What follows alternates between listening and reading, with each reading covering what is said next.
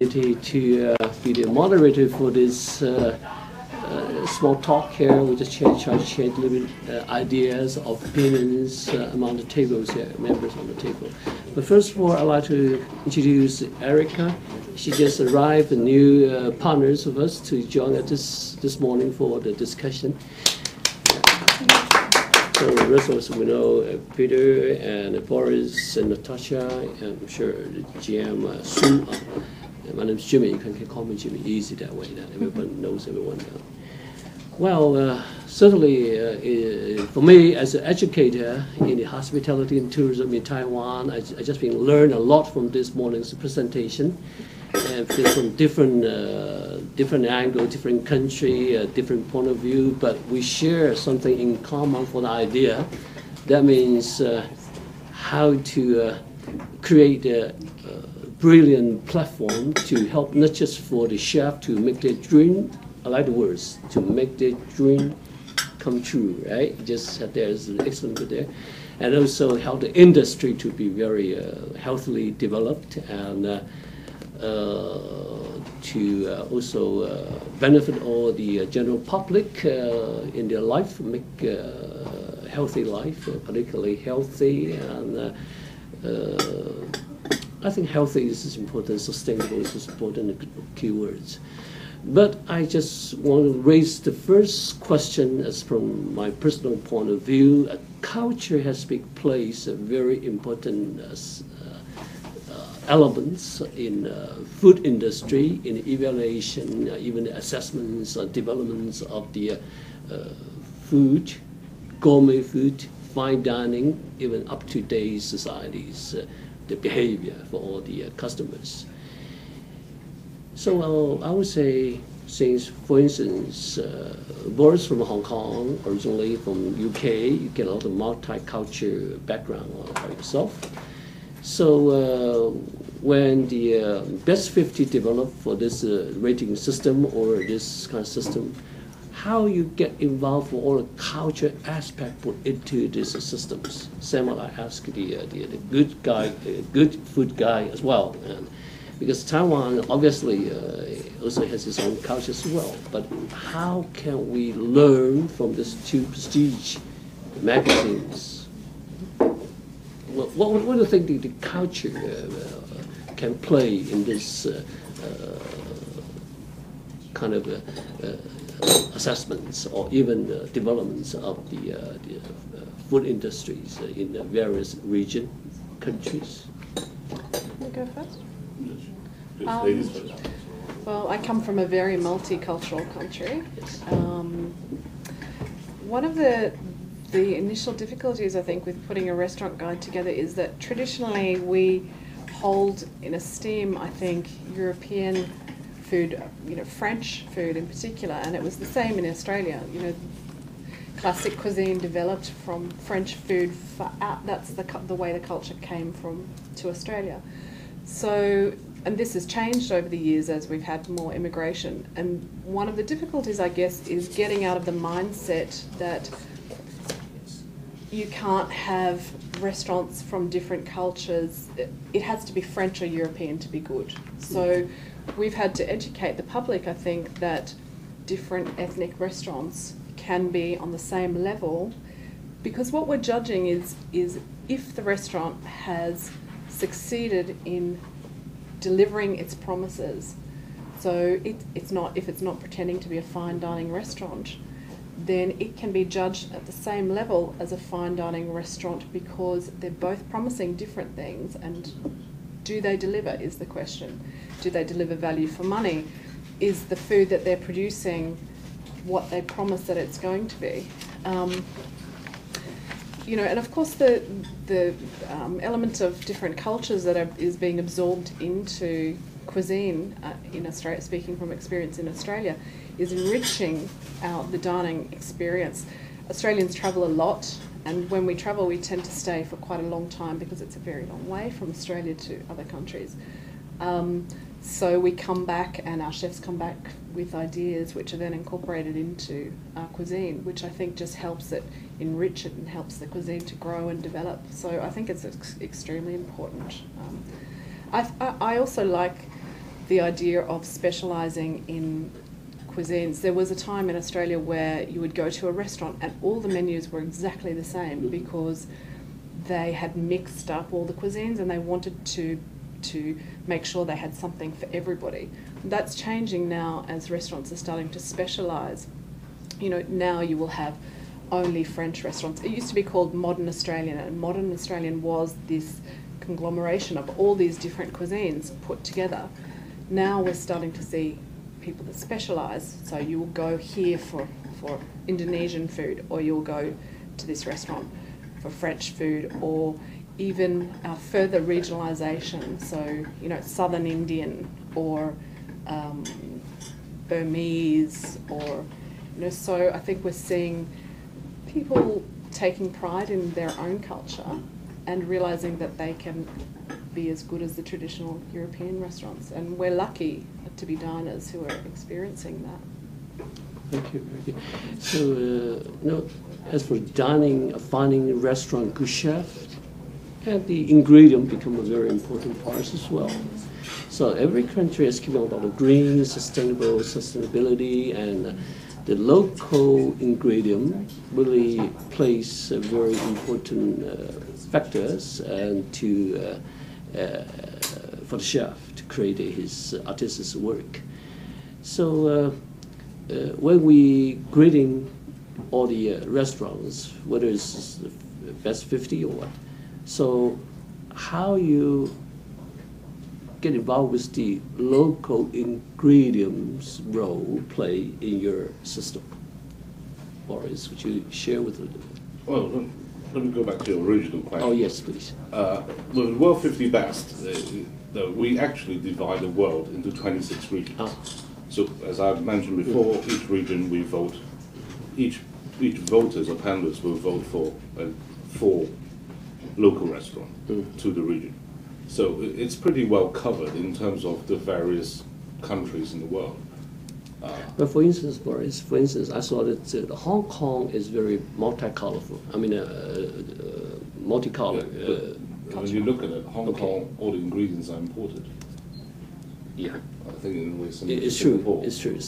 Because of limited land for local farming, any sort of farming, organic or not, is very limited in terms of supply. I think when you look at the world culinary trend during the past 10, 15 years, especially the Europeans, starting with Al Budi, like the vernacular, or now what they call modernist or progressive cuisine, the Western world has discovered the fifth taste, which is umami. And umami has been in the Asian culture since hundreds of years ago, right? Apart from the Tian Shen Fu La. Umami is basically our shanmei. Okay, so my observation with World 50 Best is because of the recent economy. We're seeing more Asians traveling to America and Europe than Europeans and Americans coming over to Asia. Vice versa. Yeah, and invariably, being in Asia, we're being more affluent, or with the emerging middle class, they will go and experience the fine dining according to the various Michelin Guide or 50 Best. In terms of how, my problem, my question, it's always in my mind is how do we attract the rest of the world to come to Asia and go for the fine, not just fine dining, but to learn more about Asian cuisine. So varied, as well as recognizing some of the top chefs in Asia. Right?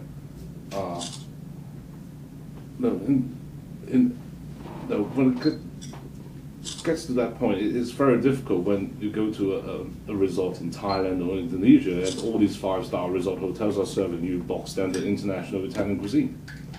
I mean, you can go to the most eco-friendly resort in Thailand, and they still serve you the pasta, right, international style.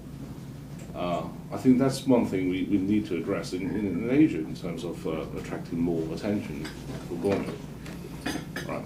Secondly, having just heard what Sue just mentioned about Taiwan. I mean, Taiwan has a huge potential to develop into a world-class culinary country.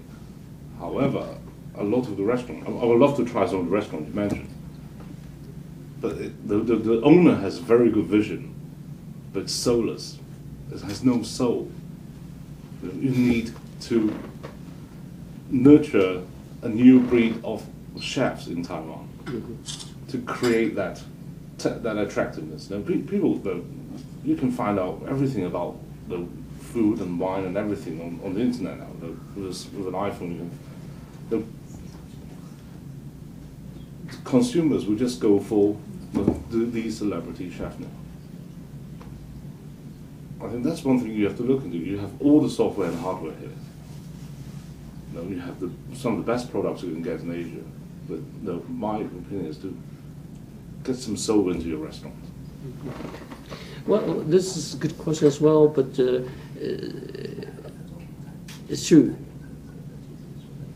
This is in our education, not just for school education, but actually for the down to the industry training as well. But how to embolden the vision, I think this is one of the questions for the local chef has to be cultivated in that way. But you talk about, while I asked Peter, I just learned from you say that the Din Tai Fung, you have the one in Singapore have Din Tai Fung, but of course Taipei has Din Tai Fung as well. But same kind of merchant products, but of course Din Tai Fung in Singapore is a franchise to the local brand there. But seems the management there, the product there is quite slightly different from what we have in Taiwan there. So does anything related with cultures or related to local markets or relate to, what's your observation there? Well, if I may just humbly offer an opinion. So I'm not part of this panel. Okay. I do have a strong opinion about these things, having lived in this part of the world for 35 years. Especially in Taiwan and China. Yes. Din Tai Fung locally is of course known. It's like a upmarket mecca for dim sum. And when somebody had that brave idea to franchise it, and that's even been highlighted by a minister in one of the National Day speeches which we just had the past 2 weeks. The highlight was he likes the toothpick very much because of the convenience. He always takes a lot of it. Please allow me to go through this whole thing because there's a very important message. Whether you agree or not is not really the importance. Din Tai Fung is packed. It's like the fast food, upmarket, dim sum. It's busy. I've eaten there 2-3 times, and I suggest you come and visit because you may be surprised what is being served. Not the best representation of what Taiwan has to offer. You earlier mentioned cultural. China, Chinese countries, China, Hong Kong, Taiwan, and related, obviously have a culture that is steeped in tradition. That's thousands of years, and there has to be a respect. You keep mentioning culture as a very important element. But then if you look globally, whether it's a top 50, it's a good food guide, whether it's Michelin, Gourmet, or it doesn't matter.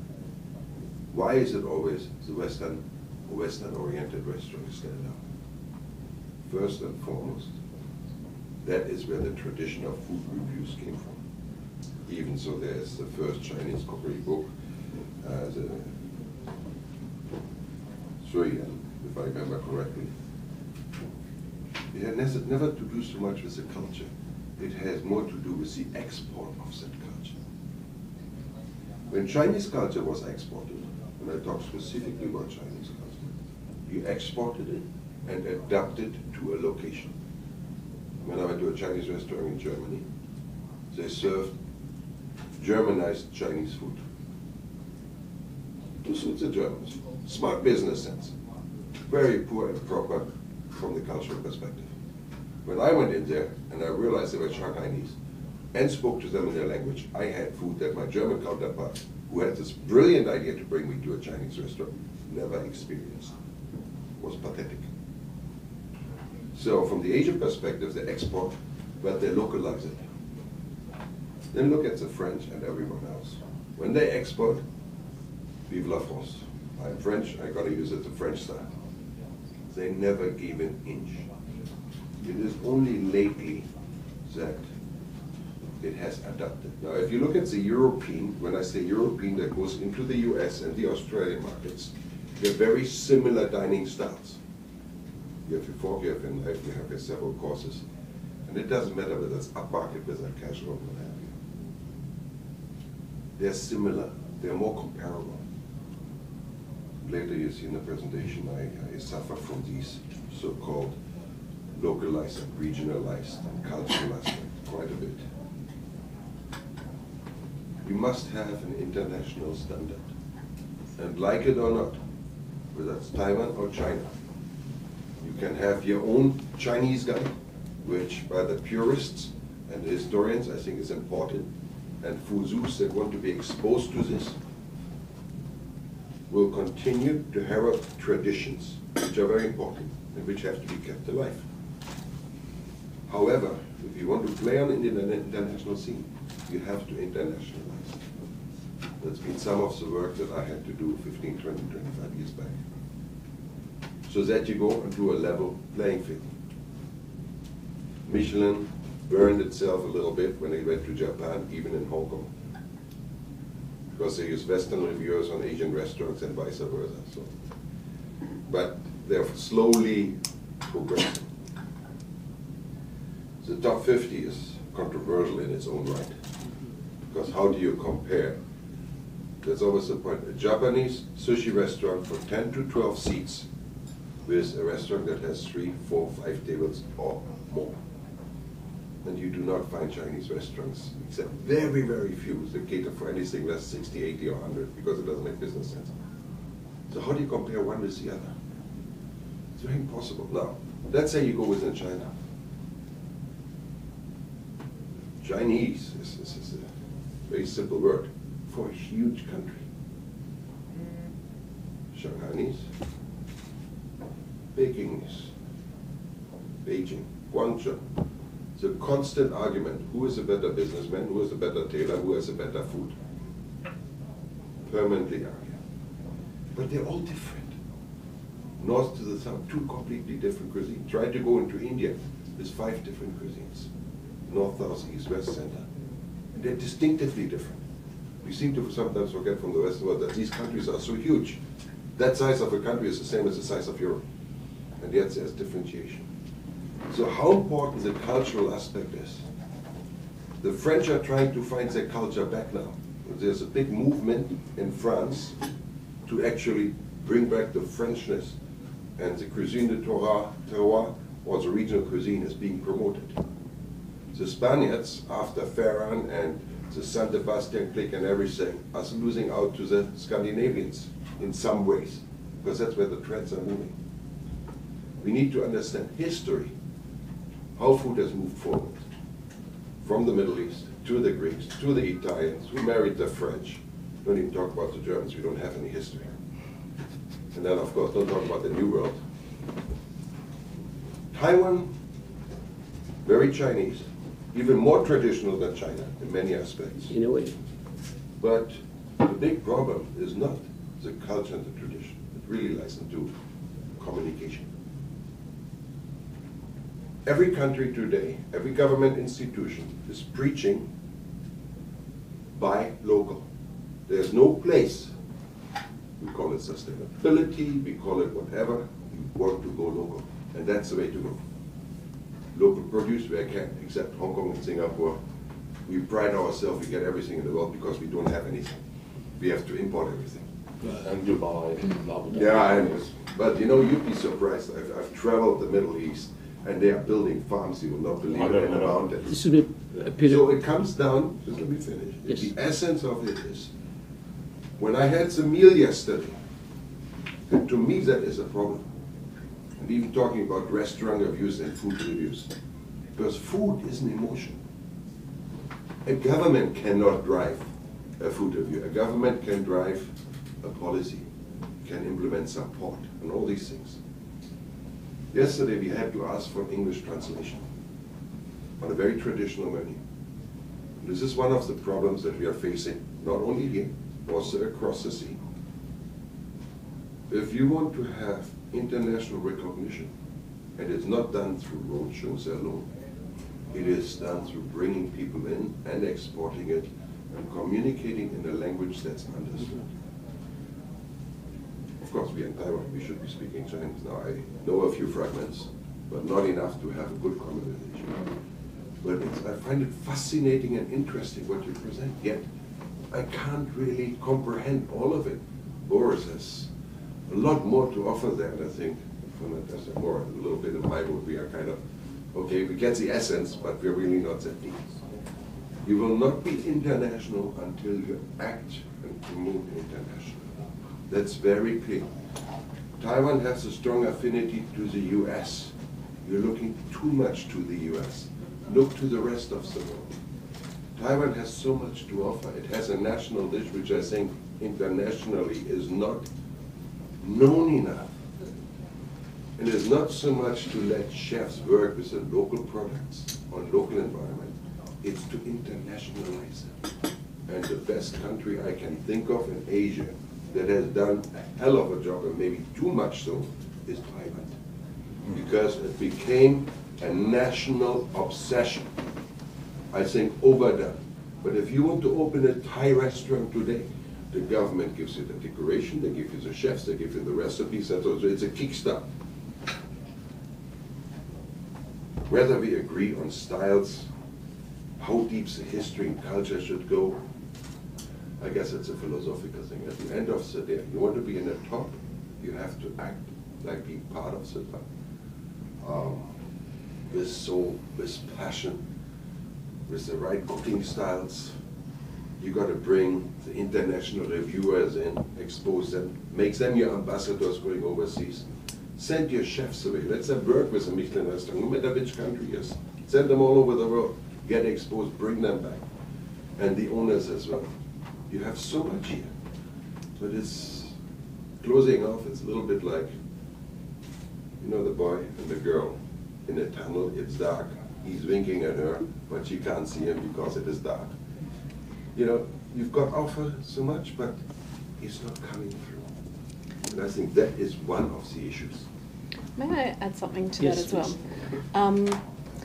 I agree with what you're saying. I think also, though, you need to inspire your own chefs here with pride in their own local cuisine. I interviewed Rene Redzepi once, and he said to me, you know, he has the, I think he's number 2 or 3 in the world now. Noma? What is it now? Number 2. Number 2. When I interviewed him, he was at number 1, and he said to me, I could not do Noma in any other country. I cannot replicate this restaurant in another country because it is totally unique to that country and that cuisine and that culture. And I think the way that we need to move forward with restaurants is make them so that they are so unique to those countries that people want to come there and have that, rather than trying to export our culture, our food culture, to other countries and ending up with this very mixed up, watered down version of the original, is to start a program where you inspire chefs with what they have around them. You know, you take them on tours of their own country, show them the beautiful produce, inspire them and make them proud of what they have so that they take that message with them, and create a cuisine that is uniquely Taiwanese, that people want to come to try Taiwanese food. Can I add something to this? Because, well, I agree partially with it. Restaurant Andre, which is in the top 50, what number is he? I think it's Asia. He's fairly up there, right? He's Taiwanese. He's Taiwanese. Yes. He's born here. Educated, culinary, Japan, France. Came to Singapore, made his fortune. Because in Singapore he found a market which understood what he was trying to do. He's probably your best overseas ambassador you have at the moment. But there's only one Andre. Why are there not more? And I think before we even do this local inspiration, You got to send them out and learn from the top 50. Each one of the chefs has to understand what makes a top 50 a top 50 or a 3-hatter. When they understand what that takes, bring them back and then get them locally involved. The point is not to copy the cuisine of the place that they go to, but It's just The philosophy. the best example of this is actually Japan, Yeah. where there's a lot of young Japanese chefs doing their own version of their interpretation of French or Italian cuisine.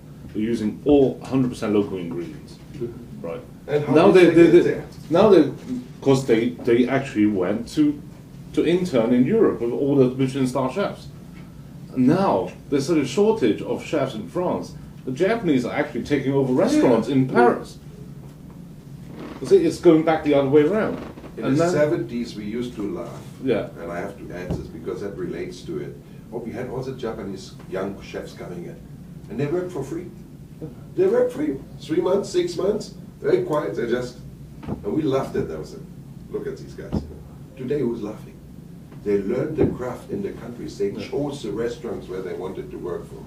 And Now then there they are at go least there. 5 Michelin star restaurants in Paris are run by Japanese chefs, or Well- owned by Japanese chefs. Very good. I'm very happy to bring up one word's culture, bring up such a good, feedback and That's what I from said, this it means point. soul. Yeah, and same as in the education system here, from our school here, we promote very important things. That means all our students, they have to make their trip to for study tour to Europe for 2 weeks, but for 1 year for internship. To Singapore, we're keep on sending for years, 43 students every year, keep on to to learn. We bring in the Laguna Blue to joint venture with them. But Laguna Blue, you're right. Most of the chefs now from Japan, rather from Paris at the moment. And but nevertheless, I think this could be a trend because to bring the salt back to the majority of the chef industry here, of course, it is right thing to do.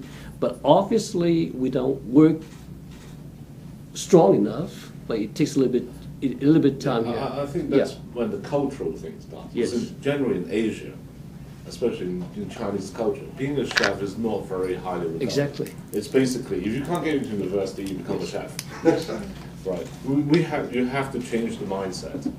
No. You need a celebrity chef in Taiwan to show off that you can make a successful career to be a chef. And that's not just in Taiwan, this is in Asia. Yeah, in Asia in general. general. But slowly, in like Thailand, Singapore, changing. Hong Kong is changing. Right? Even in China or Shanghai, it's slowly changing. You can see chefs getting younger and younger. Look at Noma.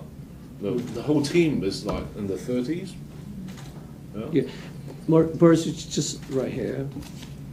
Perfect. I have some couple of words here. That means make a good mark here for the chef industry here to be the chef. Also, the social impacts is very important. Yeah. The social impact, including the belief, the value system. Yes. The life pattern. Life pattern is not that important. I think the value system is very important. Most of the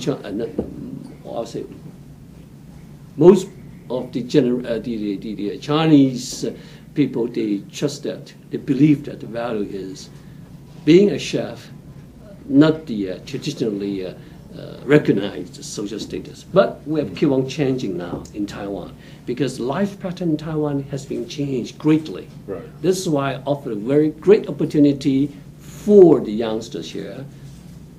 Get opportunity to learn and can be quickly recognized to find a future. Maybe not as just Andrew in Singapore, but sooner or later I'm sure there'll be more have the opportunity because changing the life pattern, the belief has been created a better opportunity here for the youngsters. I'm sure you will. It takes a little bit, but I really say this is a very good opportunity. You bring up this question. I'll let General Su to put it down because this gentleman is very close to government. He knows all the policy there. So GM Su mentioned one of the grading system which is being done, but behind the scene is the government try to promote, to help to do the grading system job here. but different market. One is the free market down in the Western world. The market says, all right, market dominates what's going to do. But Taiwan forced a little bit to different way to the accomplishment for the grading system. Here the question is, best 50, good guys, good food guys. When you do all the grading or magazine, whatever you try to promote the food market here, what are the difficult things that you have been faced that hopefully we may learn to know from here? Because different, as I said, different society, different culture, different way, different do it, government, free market. But when you do your such outstanding work, best 50, just only 11 years, because such a brilliant, effort, performance there. Good guy, good food guy as well. But two things, what are the difficult things you have been challenged in the past? What do you think the right way to do for the future? Just personal opinions. For us in Australia, one of the biggest difficulties is service. So while chefs, the esteem of chefs has risen, working in a restaurant generally, wait staff hasn't. So it's still considered a job if you work in a restaurant, something you do while you're going to university or a part-time job. When I first started eating out, my brother is a chef, and I've always been very closely connected with food and eaten out a lot. During the late 80s, when I first started eating out, being a waiter in a restaurant or being a restaurant manager was considered a quite serious job. They took it seriously, and service was really good. And we've seen a deterioration of service in Australia in the decades since. What we struggle with the most, and restaurants will always say in Australia, is finding staff, keeping staff. We have our staff are also relatively well paid compared to some countries. We have penalty rates. This has been a very bad thing for the restaurant industry now that they have to actually pay penalty rates for weekends or working after 10 p.m, etc. It's been quite disastrous for them. So yes, service is a very big problem, and keeping staff. It impacts on what we do as well, trying to write a guide. We had the first guide, I had given an award to a Chef of the Year award, and we'd started, he didn't know he was getting the award, but I was going to give him this award. We'd started printing the guide, and he phoned to tell me that he'd just left that restaurant. Not only had we given it to him and it had written in the guide from this restaurant, but we had a photograph of him wearing his chef's whites with the restaurant that he'd just left embroidered on it. So we literally had to stop printing the book and change this information, take a new photo of him and change the book. So staff, I think. So the lead time, you just mentioned about the lead time right there. Yeah, it changes, the hospitality industry changes so quickly that you have to be open. I'm still writing, I'm still changing things up to the very last possible minute that I can. Yeah, just curious. The changing staff becomes so frequently, obviously to me seems like very normal now, kind of normal in Australia. May I just know what are the reasons behind, and for instance, working hour too long, I don't know, salaries, or just for one reason? I would say the low unemployment rates we have in Australia. People don't need to do hospitality jobs with hours, longer hours, and because they can pick and choose. Because the salary for the hospitality people, waiters in Taiwan, obviously is low. Just why I ask. It doesn't mean anything. Just because it happens in our society. Yeah. Look, they don't get a high pay. It's not the best paid job, but it's certainly not the worst, but people just don't need to. We have a big gap in the Australian economy with lower paid jobs that nobody wants to take and don't need to take them because we have enough jobs. That's a global issue. Yeah. The more society advances, the more it struggles. Even so, chefs profession or service professionals in some areas get recognized. If you want to do it well, the hours that are associated with it, you basically give up a lot of your life. And any of the top people will attest to that. But it consumes you, really. And no Farah, and no Thomas Keller, and no Heston got where they are today by doing an 8-hour, 9-hour job. And how many can get to the top? Like the Oscars. There's one best actor of the year. Many aspirations to get there. Only there's maybe a bit more likelihood. We also have very big problems with rent in Australia. So rent is very expensive for restaurateurs, all in the whole of Australia. So this is, they pay a good percentage of their profits towards rent. So that can be hard. They either choose to be out of the city a little bit more, somewhere less accessible, and take the risk that people will come to them, or they just realise they have to pay that kind of money for rent. Thank you. Boris? Well, 50 best is slightly different from Good Food Guide. We didn't get that close to the industry. Basically, it's each voters doing online voting based on the best dining experience or most memorable dining experience. Forgetting about, just Asia 50 best. I think one of our main problems is we try to cover all the countries within the Asian region. What a lot of panelists, and including some of the other academy chairs, come up with as a problem is where countries or regions where they're very famous for the street food rather than the night markets. Yeah. I mean, Taiwan is obviously one. Yes. Malaysia, Korea. I was trying so hard to find a restaurant in Korea, but they're just not up to. You all have the similar. It's not a problem, but similar style. Love to see more young emerging chefs from these markets. Also, part of our voting, we have to vote for the best female chef in Asia, which is far and few. Last year was Bolan from Bangkok, but you do have a female chef in Taiwan. She owns a restaurant called The Moot in Taichung, and I think she just opened a branch in Taipei. Right. So maybe you should work with her. When she goes to China, she has celebrity status. Oh, really? Right. When I mentioned her here to some of your colleagues, nobody even heard about her. Right. Because her restaurant, The Moot, is in the relation to Guide, and somehow now the Chinese are reading the relation to Guide. And anyway, after Taipei, I'm going over to Taichung to try her out. So.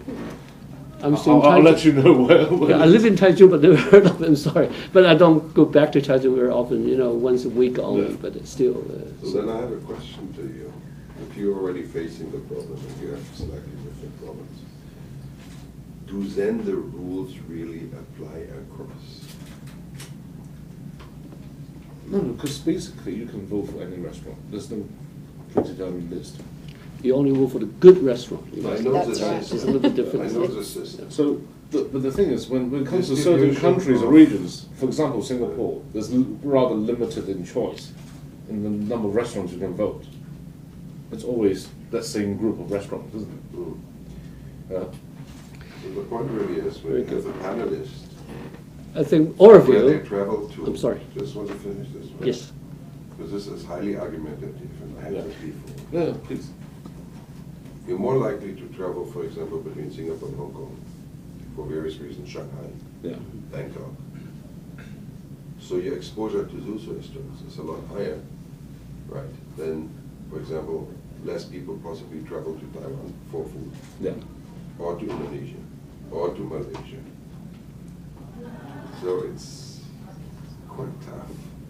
Yes, you can say you have X number of voters, and I know the process. If you were a Singaporean analyst, right, you have 7 votes, right? 4 of them must be in Singapore, and 3 outside Singapore. So, but each region will have 36 voters. So it's up. Invariably, they all travel very differently. Well, I just love to have that discussion separately. Yes, I I just learned from Boris. It was really amazed me for you. You have a lot of the media value there. You know, a lot of people turn on to see through the website and to learn a lot of information. Against a lot of the publicities and good for the industry. Whatever. There's a lot of effectiveness there. And in Taiwan, I'm sure Eric, she operates a very huge so-called IP network, particularly for gourmet lovers. So they offer a lot of the informations and so forth there. Would you explain a little bit? For me, it is quite new. How do you do your business? Number one. Secondly, how do you be neutral? I mean, you just offer the information, but you don't. It's kind of, I don't know, neutral. Stay neutral there. I don't know whether I use the right words, but it's just how you manage it, how you do it, or would you to share with us a little bit?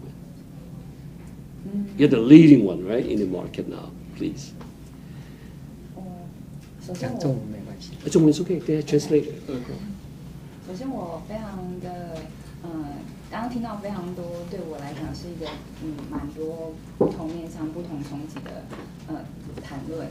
那这对我来讲，其实身为一个我单纯的 Internet 平台的经营者来讲，它其实是对我来对于台湾饮食文化，我也希望能够尽更多的力气。那在爱评网经营台湾的饮食这件事情来讲，我们认为其实所有美食都是主观的，在主观的情况底下，能够累积到一定数量的程度底下，它就可以产生一定客观的参考价值。那也许在大家可能谈论的文化，或是在谈论的更深一层的如何将台湾推展国际这件事情，也许现在爱评网还做得不够多、不够好。但对我来讲，其实这是我们本来就是要积极努力想要达到的目标。我认为台湾的餐饮文化不是只有鼎泰丰是美食，是maybe 在罗斯福路上面就有一家更厉害的苏杭小笼包，更适合大家，更值得大家去苏杭小馆。对，苏杭小馆。那甚至像是其实像在爱评网里面，我们甚至也让更多台湾的消费者，更多台湾单纯只是爱吃美食的这些所谓的不是美食的专家，而是这群消费者，能够更进一步的跟所谓的餐厅的主厨能够有一些互动，我们称为爱评饭团的活动。我们希望能够这样的舞台，能够让台湾的这些主厨们有机会透过不同的舞台去表现自己的对于厨艺上的坚持跟厨艺上的努力。那包含像是我们有到台中一个很著名的餐厅叫映月，或者是像高映月有映月特色。over the 七期北正一路168号。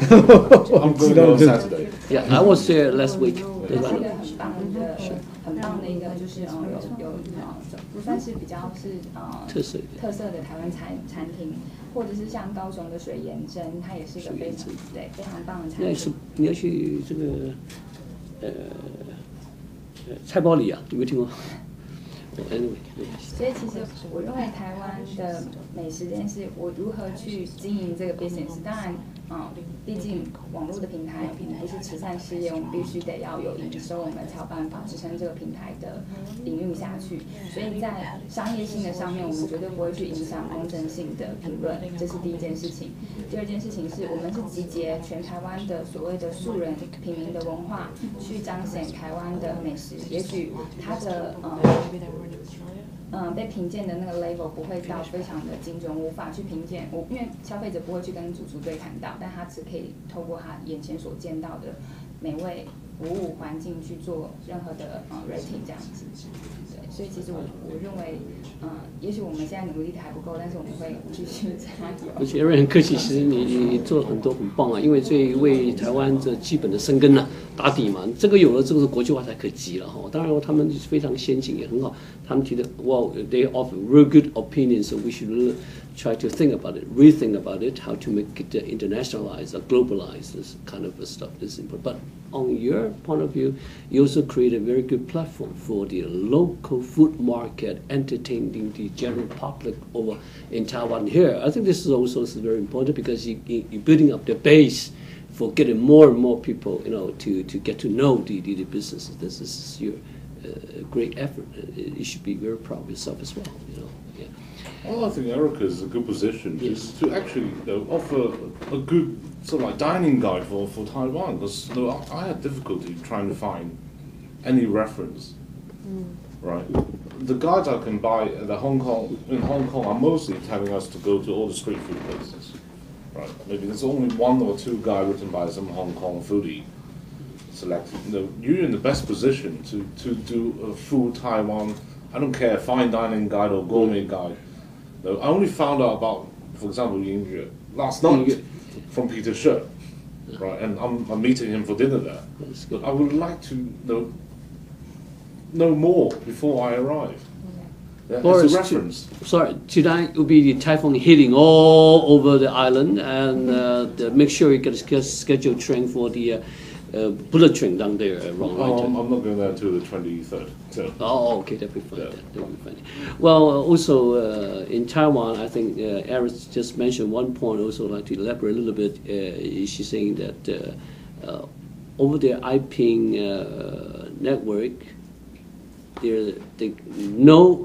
none of his subscriber or his fans can post on any articles or writings that is with any bias, right? This is also your system. We're the same as the good food guy there as well. I just learned from the critics and ethics. This is also good words. I love that. This is important. Yeah. Well, I think the GM Su and he make an excellent, very comprehensive presentation for this morning, but even not in English. But I'm sure afterwards you can get a copy of his presentation there. It should be very helpful. But still, I'd like to ask him to give us the idea. Since he's been working in this field for long, I've known him for years. When the first time I saw him, the hair doesn't look that gray at all. But, now getting wider and wider, but a lot of wisdom involved there. But obviously, he's the one that worked very close to our government. Peter and I and all give us suggest that government is good, but they look at the policy there, but also how to work with the free market, how to bring in some of the new ideas and to co-work together to make more flexible and more progressive ideas to let the market have free hands to become stronger and better.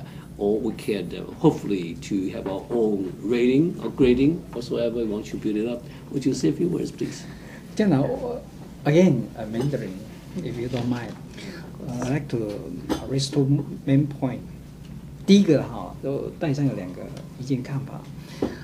第一个，其实过去我们在台湾就是说对于餐饮这个行业其实我们是有很大的考虑的，就是这个产业是不是真正能够代表台湾的发展。但是最近这几年其实我们都觉得这样的很深入的进去之后，才发现这个产业真正能够代表台湾未来产业的发展，它是很重要的明星产业。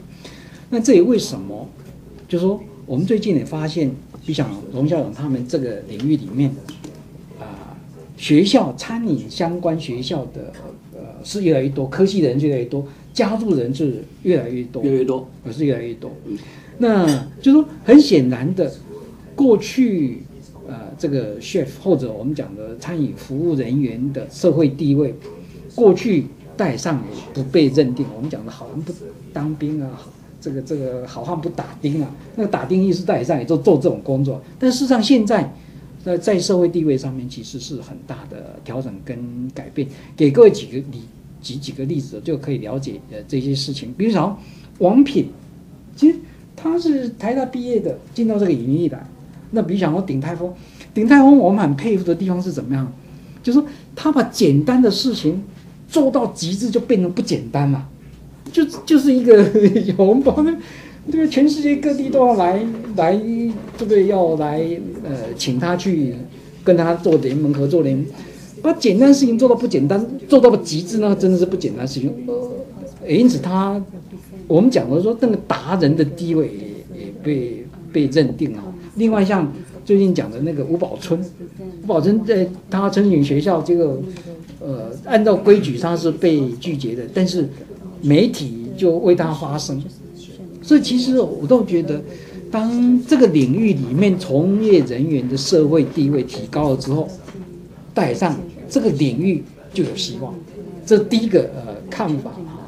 那第二个看法就是大家刚才讲的国际化，其实我都觉得在我个人的观点里面，就是 international guide， 就是说既应该有的机制，应该有的这些基本的这些态度价值，我都觉得那个很重要的。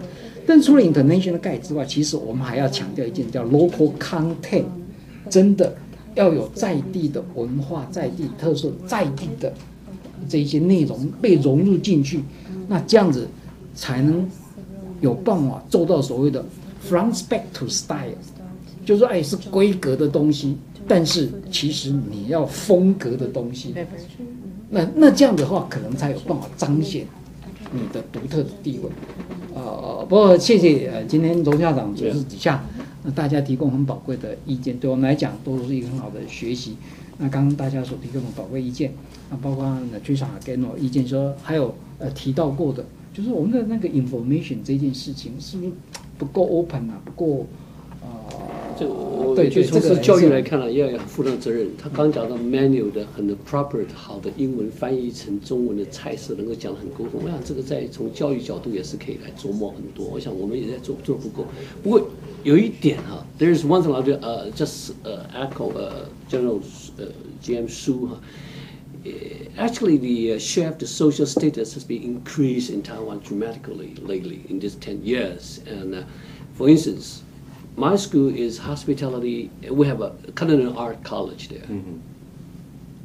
When for the intake students every year, only 4% can be accepted into the university because this is the have to go through all the examination, get into university. Only 4%. So it's very hard to get in. In other words, all the youngsters have a great interest to get into the professional school, to learn, and then hopefully to be a successful chef or even work in a chef or even a culinary art industry. This is a good thing. Second, lately there's a magazine called the Sangye Zoukan Business Weekly, which is one of the leading magazines in Taiwan. The cover story says that who beats the National Taiwan University? National Taiwan University is the leading university, just like a Peking University in China, or like Hong Kong University in Hong Kong. This is the leading one. They said, what are the university, in other words, beats the traditional leading university like National Taiwan University? Because University of Taiwan, their employment rate ranking is number 20. For instance, I hate to say, but my school, my university, is ranked number 5. Why? Because we cultivate, nourish the leading chef in Taiwan. All the Western culinary art, all the chefs or junior chef, all graduate from our Western culinary art department. His good friend Eddie right there is his junior. He's Peter's junior. For instance, this is the changing. What I'm about to talk about is changing, right? The value is changing, the lifestyle is changing, and the belief is changing. I think it's a good point. And there's echo GM Su's whether he just doubted whether the culinary art, the hospitality, tourism could be the fundamental or can be called as named as industry or not. But obviously, it is great industry, particularly in Taiwan. This is under government's policy. It is one of the 6 leading, service industry. Yeah, service industry in Taiwan is very important. So I'm very glad to have all you experts join this round table. You can offer great ideas, and even the time is so short, we should share it a little bit. But so happy to have you all. I'm sure your suggestions or discussions should be a great help for this industry in Taiwan. Hopefully we'll see you and have you to come back to Taiwan more often. Get it together. Next time I'll check your website. Thank you. Thank you very much. Thank you very much.